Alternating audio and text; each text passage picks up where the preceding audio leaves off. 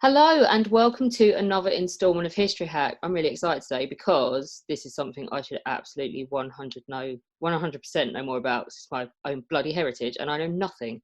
Because I didn't know that during the Second World War, the 14th Army, which is the Forgotten Army, was supported by the remarkable Women's Auxiliary Service, Burma, or the Wasbees as they're called.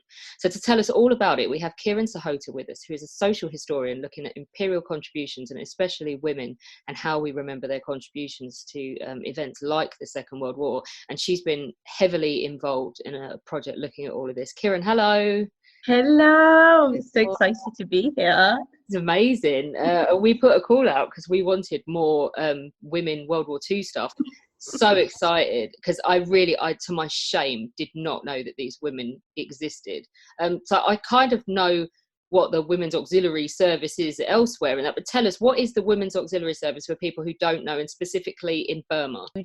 Well, they really can't, first of all, they were signed up for cipher duties, but because the Japanese were attacking, they had to be evacuated by sea to India, and they had to change roles where they were then were transferred and called the Women Auxiliary Corps India. So it started off as the Wasbees, and they had mobile and static canteens in camps and bases, providing like food and drink. So they were very vital to this service. And like you said, they're often overlooked. The stories are not very told. So I'm excited to be like talking about them and raising awareness so everyone can do their research.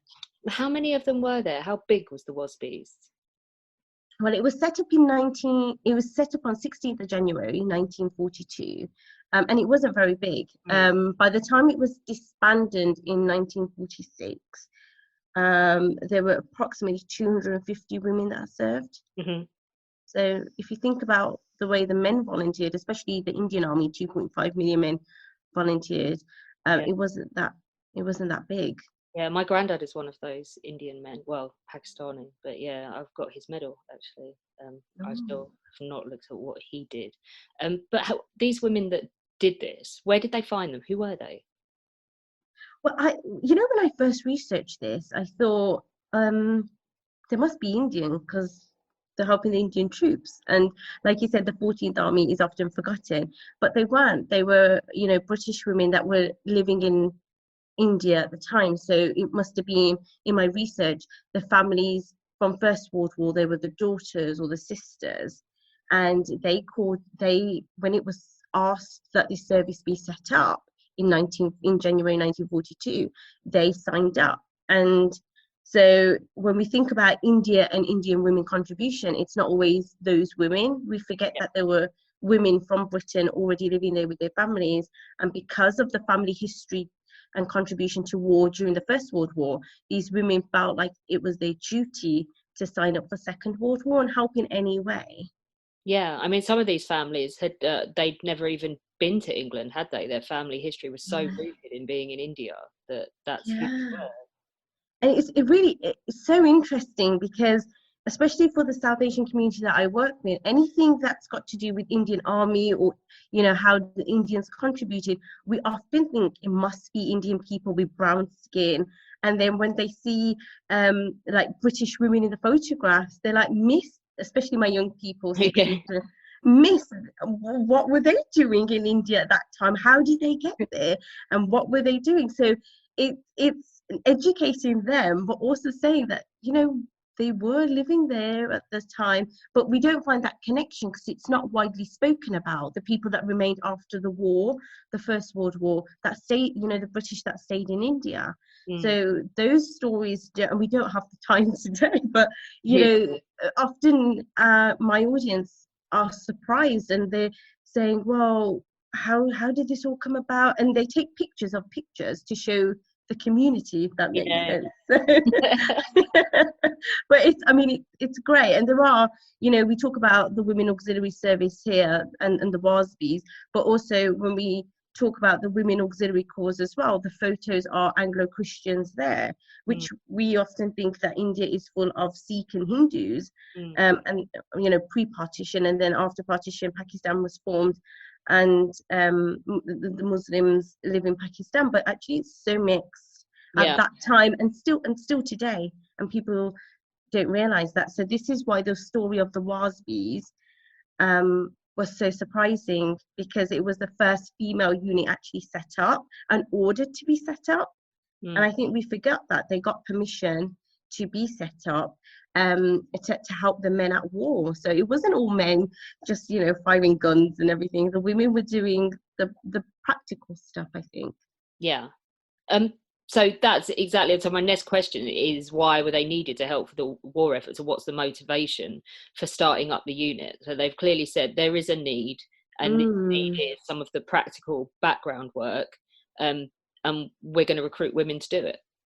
Yeah, and I think that people often forget that women were the powerhouses as well. So whereas the men were signed up, women were being called because there was a huge gap in like clerical duties, and you know, the men needed food and drink. So who better at that point, not to play into stereotypes, but the women, and they were so organized as well. There are documents where women were breaking down the roles that they had to make sure that the troops were served. And that's vital, because they were based at camps and bases. So it wasn't like, you know, they had one fix. They had to move then if they were being bombed. And the women worked in a group. So we don't hear so much about that now when we think about women serving in the armed forces. But back then, the women worked together as a unit to make sure that they could undertake these roles and serve the troops. Are there any, so we talked about the fact that this is like, it's not, the scale of colour of people's skin is not what you might have expected when we talk about an Indian women's unit, but are there people of colour in the unit as well?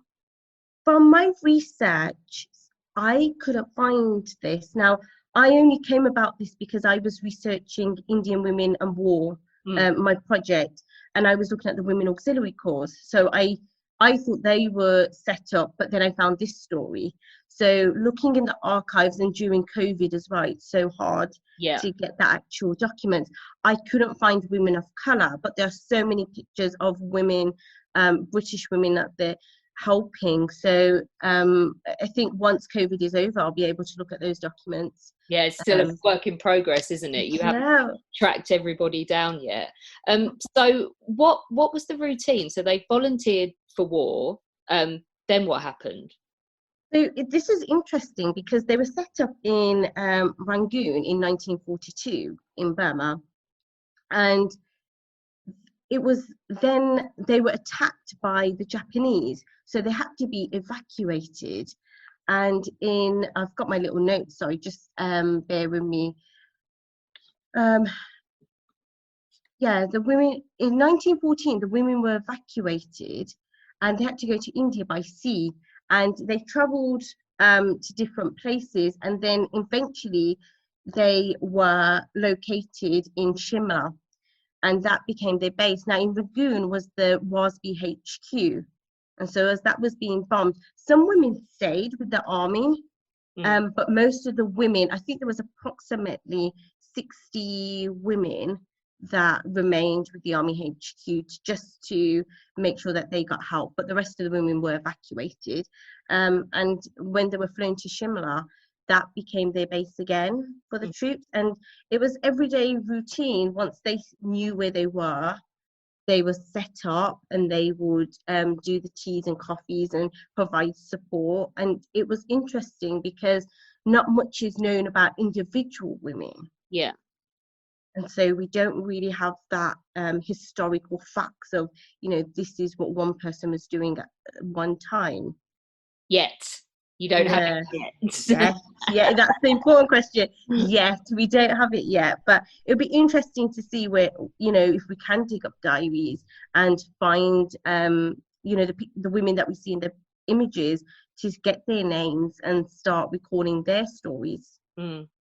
So, I mean, this is an important time for you, because we are coming out of COVID now. So if there is anyone out there with anything on these, please do get in touch, because it's so important because of why you're doing this work. So your job is to discuss these with ethnic communities in Britain, isn't it? Definitely. I realised during the beginning of the centenary of the First World War that when David Cameron said, you know, communities need to get involved, learning about their histories, well, where do we go? If you haven't got a history degree and you're not attached to a university or institution, where the library wouldn't be no help, especially for South Asian history, because our documents were destroyed. The mass migration in 1947 of independence and partition, that really like destroyed our documents. So we couldn't just go on ancestry.com or any other search engines to find our family history. And if we haven't got war medals, the everyday soldier was forgotten, so let alone the women. So it was really hard. So yeah, I made it my mission. When I started finding letters, I said, let's do something. And I was shocked to see how men were talking about women. And that's what started this whole conversation off. Like, let's look at more about women's contribution, because they must be doing something. Because the women in my family, they're not silent. They, you know, running the households. I think the men think they run the households, but it's the women running the households, telling the men what to do. And, you know, they helped me say, you know, we did contribute, it's just not documented. Because a lot of the women who joined the Wasbees were, you know, able to read and write. Whereas there are a group of women who built the road in Burma who weren't. These women didn't read and write. So there is a comparison when we talk about these women. They are privileged in one sense. Yeah. So it's easy to get those photographs because it was the first female unit to be set up. So there will always be some sort of documents. We might not know the names of the women, but there will be some sort of documents, which then helps create that bigger picture of women who was helping along with the men. And also, you know, sorry if I go on, just tell me. Go for it. But I was going to say that when they were in Shimla, the Wasbees were disbanded, and they were then called the Women Auxiliary Corps India. And when they were, you know, with the troops, it changed. Their roles changed. And where they were first signed up with the Wasbees to do cipher duties, they now had to do the food and drink. But permission was then granted. They could move with the troops forward as they were going into Burma. So, and this was a very dangerous role. And I think that when we hear about dangerous role, we often think about Noor Inayat Khan, who was awarded the George Cross, that she was the British spy and life expectancy was 6 weeks. But when the women moved with the men, they were actually in the line of fire. So the Japanese were always looking at who they could attack. So the women moving forward with the men, they put themselves in that position of attack, which is so dangerous, but they didn't think it was dangerous. They were just doing their duty. And it just shows that women just never gave up. And I love that, like, courage. Yeah. That we will be moving forward and we will continue finish. They wanted to finish the job that they had signed up for. And that's courageous in itself. It is. And it's like, it is difficult to take something where the documents aren't there in the way that, I mean, you would love a list of the women and where they came from and their application forms and all of that, but you don't have it. So you have to be much more canny about how you reconstruct their experience. But you do have letters, don't you? Yeah, so I was very lucky that when I was at National Army Museum, who are our supporting partners for the project, when this conversation came up, they were like, did you know that we've actually got a letter? And I was like, no, how did you come across this? And what's happening is there is a book by Elizabeth Lockett, who found a surviving diary of Maria Pilbrow. And so she's converted that into a book. So there is, but they said I can share this letter by Joyce Shaw. And she wrote a letter to a friend on the 23rd of November, 1934. And she said, quote, I'm in a forward position.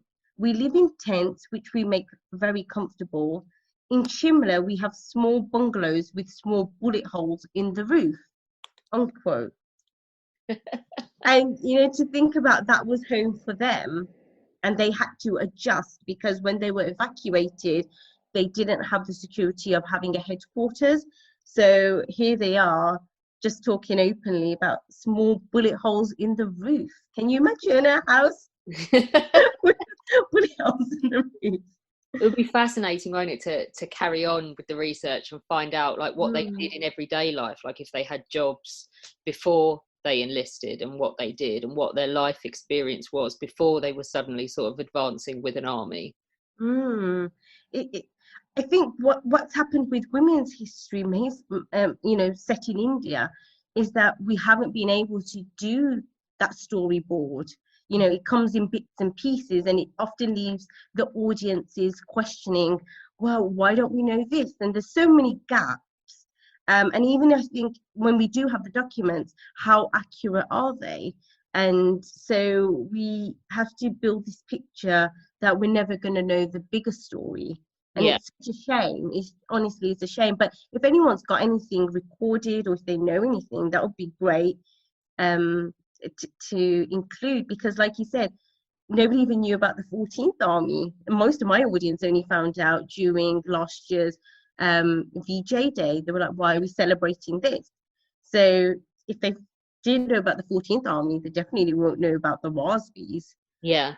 So this is the thing, isn't it? The work that you're doing, it's very difficult to piece together, but it's vitally important, I think, because this conversation opens the narrative that women weren't just in factories and that they played a much more diverse role in the conflict. And that even if you can't tell people everything, it's really important for you to get out there and tell, especially children and children in ethnic communities as well, like in our communities, it's important that they know that people from all over the world were involved. I'm so glad that you're saying all this, because it's music to my ears. Because whenever we think of war, we just think of women as nurses or caring. And somebody in my community will always say, well, even the Princess Sophia Dalit Singh helped was a nurse, and she went to visit injured soldiers at Brighton Hospital during First World War. And I'm like, there were so many other roles. Yeah. So, nursing was important, don't get me wrong, but doing this project and having the funding to be able to now research and work with supporting partners, we are looking at women who were active during the Second World War. There's more documents on Second World War than First World War, which is a shame, because then we can't build that whole picture throughout the wars. But yeah, they were not just nurses. They weren't just in the caring roles. And I never want these women to be thought of just as mothers and daughters and sisters. I want them to be known in their own right. And that's why it's so important in my project, is if I see a picture, I want to put a name to it, because men have that same recognition. And I'm not man bashing here. And I think men done an incredible job. For the war efforts, and because we're here now to tell that story. But I also think that women have been so discredited. We don't know their names, and we need to start building that. But I found pictures of women in Britain in just factories, but we know that there was so much more. If you look at during First World War, Bletchley Park, the women there coding, and you don't think about women in coding at that time. We fast forward into Second World War, where we have got documents that the Wasbees were doing crucial roles. What I'm really keen to know, how did you find them? Because this all came about because you found a set of photos, is that right? Yeah, so it always helps being nosy and curious. I would say more curious. My sister says nosy, but I was I think after the centenary, there was a lot of questions from my own community, like, Kiran, can you help us?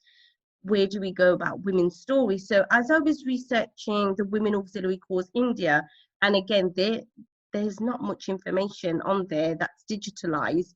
So again, we're waiting for COVID to pass so we can get to those documents.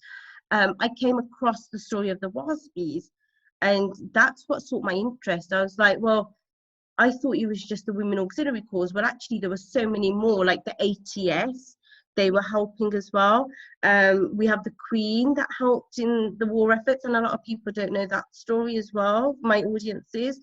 And so there were different branches. The women of the West Indies were helping in the ATS as well.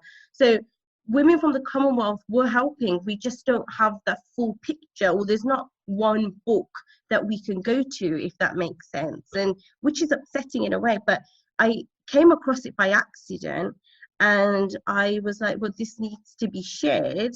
How do I share it during COVID? And that's when you answered the call and said, well, here you go, here's a platform, and let's talk about these women. But I think we get uncomfortable talking about women as well. And I think that's the main problem why we don't know these stories, because we have thought that they were insignificant, if that makes sense, and the men's stories are more powerful. And that's why I think there's been such an overlook of these stories. But now I think just the last few years there's been a real push, and I'm so glad that my work looking at war and these stories through a female perspective has paid off. It's slightly hard, isn't it, because there is a culture thing. So I was talking to my uncle about the fact that you wouldn't know, listening to people talk about the First World War, that many more, if you were a layman, you wouldn't know that many more Indians / Pakistanis / Bengalis died than Australians because of the talking about it. And he said Australia, their culture is to talk about it and to honour them very loudly, and to mention it at every opportunity. He said, we don't do that. He said that to us, that is not how you behave. And it wasn't a criticism of Australia and how they remember the war, but he said it explains the difference. I'm so glad that you picked up on that point. To even talk about war, we have to then remember partition, and that affected so many of our families, whether you were on the border or not in the border. So my family weren't on the border, but they were still affected. Women were getting raped. My grandfather tried to hide some of the Muslim, we're Sikh family, he was trying to hide some of the Muslim women in his house so they don't get raped, because he knew what was going to come. So that generation don't talk. Our culture does not talk about the war, because then we have to mention partition, and it wasn't great. So yeah, they don't want to talk about any of it, even if there's no sort of, other people might say, and other cultures might say, yes, it's very sad, but we talk about it because we have to learn from the past. But that's not what it is. It's like, you just don't talk about it. I don't care about the educational value. Yeah. It's not something you talk about. Also because, again, women were affected. We went from helping to war efforts during First and Second World War, and then partition came, women were being raped. I mean, yes, they were being raped in Second World War, but we don't talk about that. And I think it's just been this dark cloud over our history. And so we can't always talk about the men were heroes, because from the letters that I found, men left their families in India when they, were based in France, and they wrote that we're not going to return. And that's a whole different episode by itself. I can go into the letters, and there's so much more, but they didn't return. So you've got women stranded in India, and raising, if they've had children, raising the children, then struggling with the farm, because the Bengal famine came in 1943 as well. And that disastrous result. So you're right in saying, when your uncle said that we don't talk about it, it's because I think we feel shame as well, because we know what happened. Yeah. And the British are very patriotic, and they celebrate that. But even Independence Day, you'll find not a lot of people celebrate that because of the tragedy, what happened. So yeah, I mean, it's hard to even celebrate something positive like independence when, I mean, obviously the estimates are wildly all over the place, but I mean, be talking about millions of people affected directly by violence in partition. Yeah, the number, the sad part is we don't even have an actual number. We can't say like 2.5 million. Let alone the names either. Yeah, because so many people weren't even talking about it, and it's only recently where we're trying to get this oral history, because that age is dying, and we're trying to preserve that history. We can't talk about it, and the British don't understand. I think sometimes when you're talking to a British audience, I've been out doing community talks up and down the country before COVID, and a lot of the questions were, well, why didn't you talk about it at the time? Why didn't you get these men and women and store their stories? But it's so sensitive. So, Kiran, We've talked about the Wasbees. We also want to talk a little bit about the First World War, don't we? Because you've been uncovering some amazing letters from First World War combatants from India. You've picked a few for us today that you're going to talk us through. That you said they speak to us today. They've got something relevant to say today to us. So, what's the first one?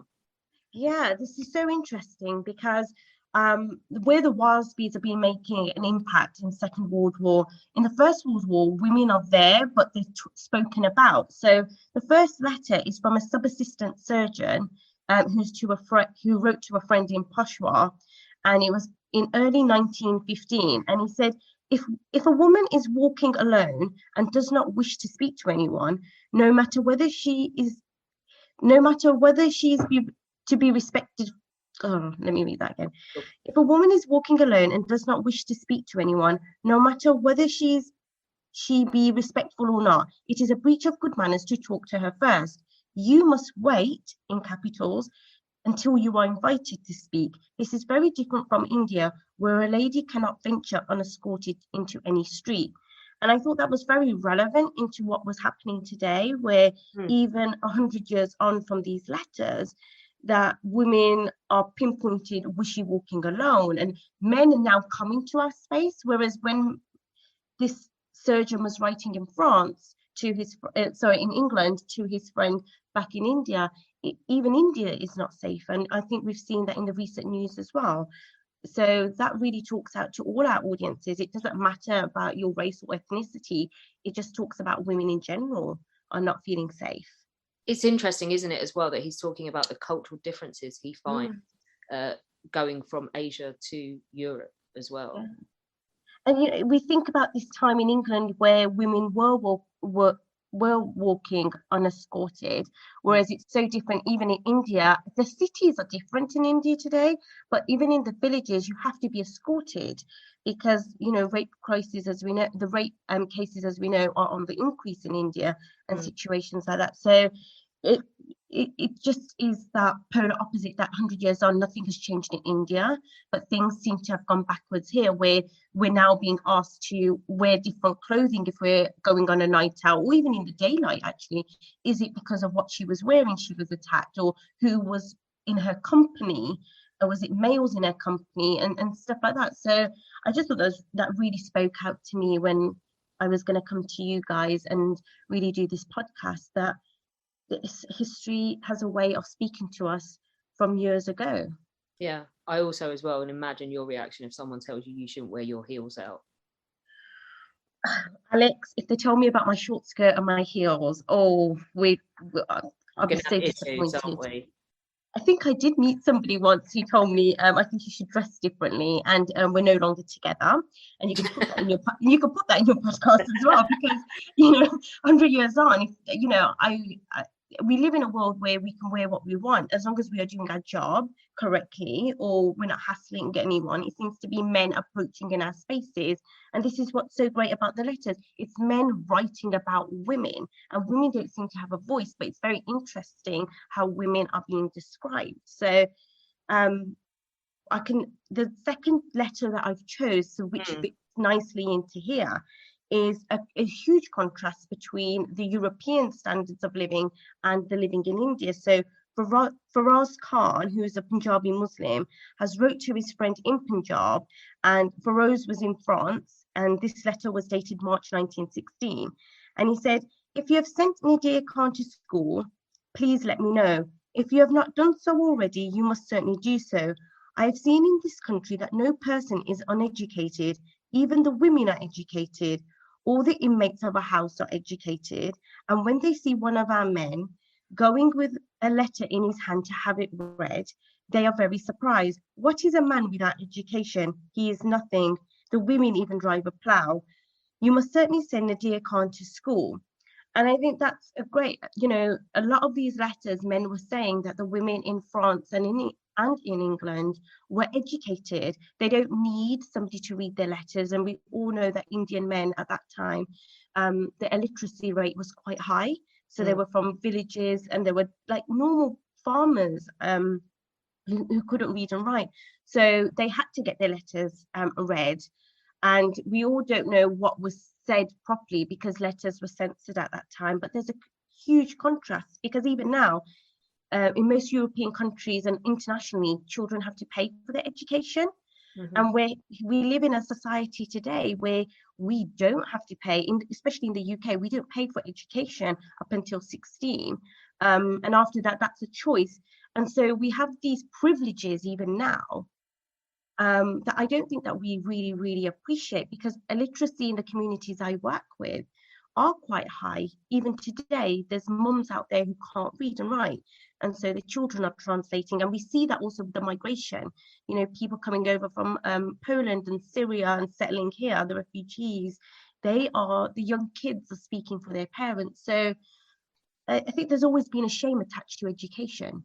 I think as well, it's like we went to Uganda in 2019 and you have to pay otherwise. So you get to a certain age and you can't do like the equivalent of GCSEs or anything unless your family can pay for it. And these can't. But we actually ended up sponsoring a little boy to go to school, a little boy with mobility issues. He's not disabled, it's psychological, but he won't walk. He drags himself everywhere on his knees, and he's only allowed to go to school on the premise if he needs to go to the toilet and things like that, his sister will take him. But we pay for him to go to school now. And it's just like, it's insane, the fact that we take for granted so much and bitch and moan so much about this basic education that gets us to sort of GCSE level before your options open up. I think, do you not have to stay till like 18 now, but you have to be doing something in the form of education? It's not necessarily like we did because we're old, like where you had to stay on, it was a choice to do A levels. But yeah, it's crazy that it's like the past still relevant today. I think that just shows, because, you know, when you see teenagers, and I work with teenagers as well, and they always say, what does history have to do with us, especially, you know, South Asian history? But you know, 100 years ago, I said that they had to pay for education and men were desperate for their kids to have a privilege. And so now that you've got this privilege and you see them staring out of classroom windows and saying, well, you know, we don't need this education. And I think we take for granted. I think now you have to stay in, but you don't even have to learn another language. So if you think about, you know, the men who were stationed in France, they had to learn, you know, a bit of French and learn a bit of English. And then they had their mother tongues as well. So we don't appreciate the sacrifices sometimes a parent or a guardian makes for us to allow to be educated. It doesn't always have to be to degree level, but just have that standard. And I think it's one of the beautiful things in this country is that we have free education. Absolutely. Or free university in Poland's case. So everything in Poland is free, all education is free. Same in Norway. And I think this is not discussed enough, the privileges of each. You know, we talk about the EU and Brexit and you know, currently, but we don't talk about what it is that we have on our doorstep. And, you know, the same can be, you know, when I was looking back to this, and then I knew I was going to do this podcast. It's a bit like the NHS. We take it for granted sometimes, but we're very lucky.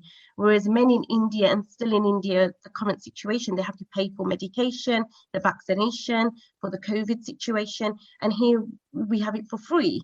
So, you know, education and health has always been provided for free, you know, since I've known it. I know the NHS was set up to help the crisis, not just COVID crisis, but for the war efforts as well. But we never think about these things when we're reading letters. So it's been very interesting researching and connecting.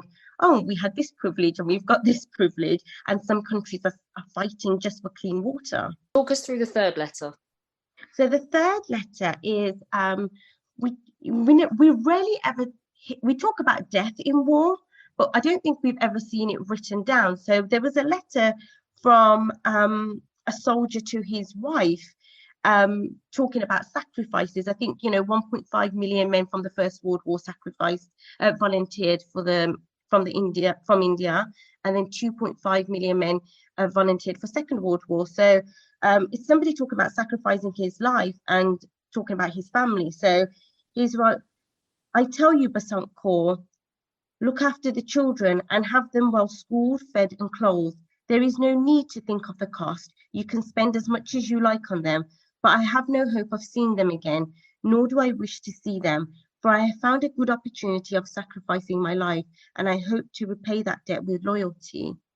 And this just made me really sad. Is he talking about the pension? He's talking about if he's killed, she's taken care of. Mm-hmm. Wow. It also made me sad because they see the death. And I think that anybody, like I cared for somebody who had cancer. And when you can see death coming, but you're as a carer and you're not the person, I can't imagine what the person can. Oh, sorry, it's just so sorry, I always use this letter because it's so moving. It's the fact that we hear on the British side about some economic means of signing up, but to see it, so it is upsetting. It's okay. It's so frankly written down that if I'm happy to die over here because I'll be taking care of my babies. And if you can imagine, by the time he's wrote that, that's his thought. And then he's wrote that in France in January 1916. That letter will then take a couple of weeks to get over to his wife. If she cannot read that letter, she'll have to find somebody else. And then to hear devastating news like that from somebody else, he's saying, don't worry, you'll be looked after. It's the fact that the person that you love will no longer be here to see the next generation grow up. And as parents, we always think, what will they be like in 20 years' time? Yeah. And at that time, women, there's not a lot of research of how did women cope with those news. When letters like this, and these are far, very few of these letters I come across, but this always makes me cry because he's sacrificing his life for them to have a better life. Yeah, it's like he's saying it's okay that I'm not coming home. I've made my peace with it, because like he says, you can buy them whatever you want. And I wish that it told me the ages of the children, because if somebody is 6 months old, they will never understand this. Yeah. And as teenagers as well, if you come across something like this, you're like, my dad's gonna die. We always think our parents have no age and they'll be here forever to guide us. So it really is that uncertainty of what did happen. Did he die? Did he come back? Do you know if he died or not? We can't find anything. And this is what's so interesting. I read these letters, but there's nothing to prove that they received it on the other end and replied. So, and because they were censored, and there was mass mail coming back and forth, we just never know. So I read these stories and these letters as this is what was said, but then I can never chase it up, because there's just, then partition came in India, and this is from First World War, then Second World War came, partition came, and then Jallianwala Bagh in 1919 in Amritsar. So it's just too much chaos to try and pin people down. Yeah, and this is what I find him living on, but that doesn't necessarily mean he didn't, is what you're saying. Because the letters I read are from everyday men. So unless I say this as a matter of fact, as if the listeners all know about history, but unless you were granted like a Victoria Cross or a George Cross, or you were an officer. It's easier to find those letters in the research and the archives.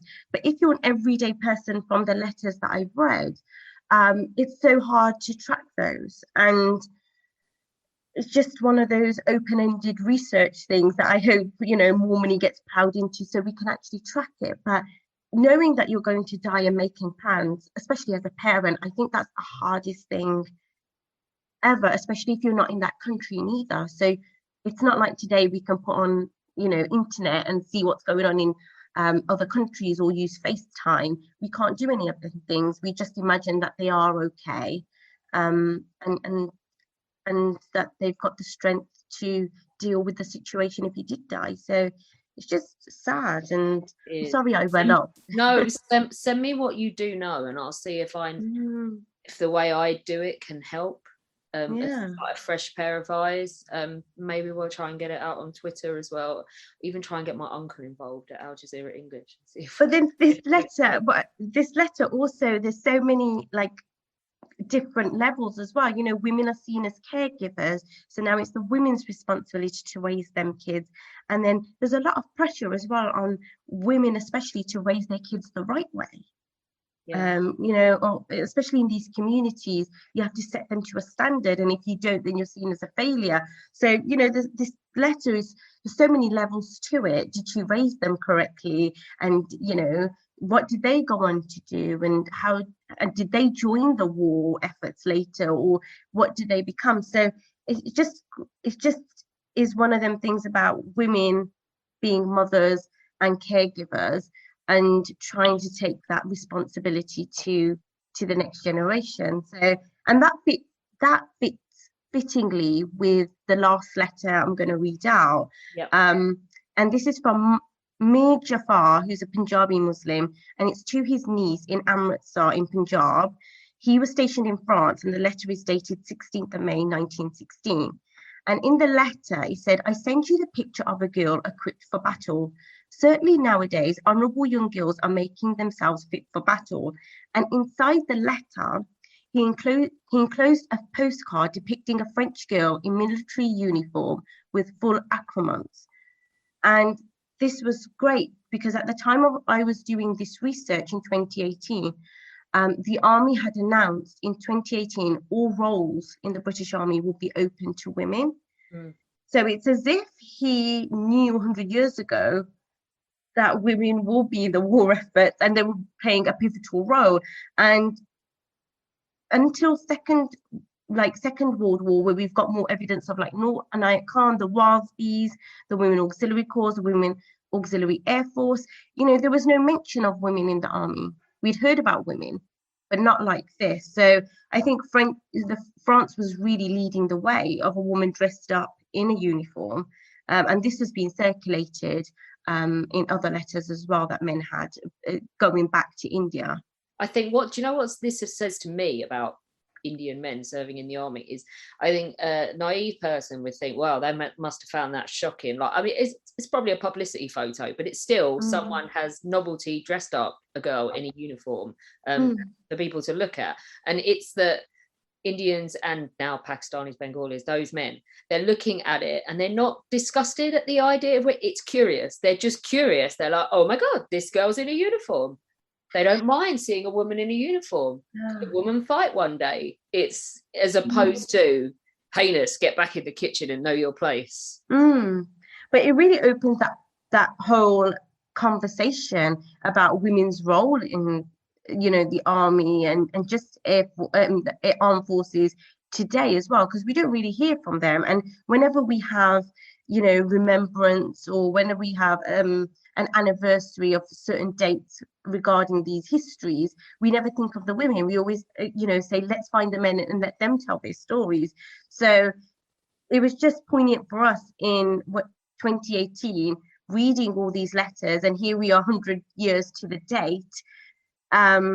Women are fighting, and these women are also who are in the army, air force and navy today. They are moms and they are sisters and they are human. And I think we forget that because we think, oh my God, with the armed forces, how are these women getting involved, and how can you leave your children behind, or how can you leave your partner behind? But they see it as a job, and they should be really proud of the things that they're doing. Kiran, thanks so much for coming on to talk to us about Indian experiences of both wars and talk about men and women especially. Tell us about your research. Thank you so much. You can help us at History Hack by joining us via Patreon. It takes quite a lot of effort and a lot of work of quite a big team now to keep us going. And so if you could donate as little as £3 a month, it would be massively appreciated by all of us. There's different levels because Princess Marcus has set it all up with varying rewards and things. So do have a look, do join us. There's an exclusive Facebook group as well, and you can be part of all of it. When our guests join us to talk about their work and their new book, the 45 minutes or so they spend with us is just a taster of all their efforts. So to this end, we have launched our very own bookshop on bookshop.org, where you can find our guests' latest and greatest books. You can support them, and you can support History Hack too. 10% of every sale via our bookshop supports the podcast and allows us to keep at it and bring you more amazing guests. You can find our bookshop at bookshop.org/shop/hack history, or just search on bookshop.org for us under the shops bit. Thank you for your continued support And here's to your next great book.